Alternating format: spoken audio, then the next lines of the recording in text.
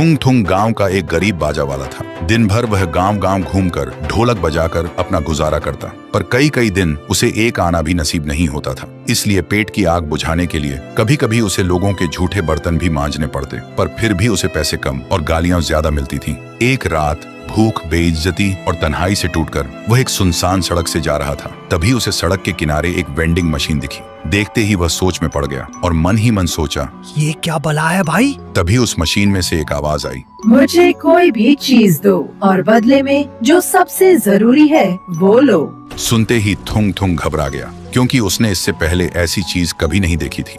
थुंग थुंग को मजाक लगा। उसने एक पत्थर उठाया और मशीन के अंदर डाल दिया। अगले ही सेकंड मशीन से एक 500 का नोट बाहर आया। थुंग थुंग हैरान रह गया। फिर उसने तुरंत वही 500 का नोट वापस डाल दिया और इस बार अंदर से एक असली सोने का बिस्कुट बाहर निकला। थुंग थुंग खुशी से पागल हो गया। उसने सोचा, इसे मैं घर ले जाऊंगा और इससे ढेरों पैसे और सोना निकालूंगा और मैं कभी ढोलक नहीं बजाऊंगा। ये सोचते ही उसने उस भारी भरकम वेंडिंग मशीन को सिर पर उठाया और घर की तरफ निकल पड़ा। फिर घर पहुंचकर उसने मशीन में अपनी ढोलक, अपने बर्तन, घर में जो भी था, लालच में आकर सब डाल दिया और बदले में उसे ढेर सारा सोना मिला। देखते ही देखते थुंग थुंग बाजा वाला से खजाना वाला बन गया। जो थुंग थुंग पहले गांव में सिर झुकाकर चलता था, अब वह सीना तान कर चलने लगा। लेकिन उसके अंदर अब लालच की भूख पैदा हो चुकी थी। एक दिन जब थुंग थुंग के पास मशीन में डालने के लिए कुछ नहीं बचा, तो उसने मशीन के अंदर अपना सिर घुसाकर देखना चाहा कि सोना आखिर आ कहां से रहा है। पर जैसे ही उसने अपना सिर मशीन से बाहर निकाला, उसकी आंखें फटी की फटी रह गईं, क्योंकि उसके सिर से होते हुए उसका पूरा शरीर ही ठोस सोने का बनता जा रहा था। फिर उसने जोर से चीखने की कोशिश की, लेकिन उसकी आवाज गले से बाहर नहीं निकली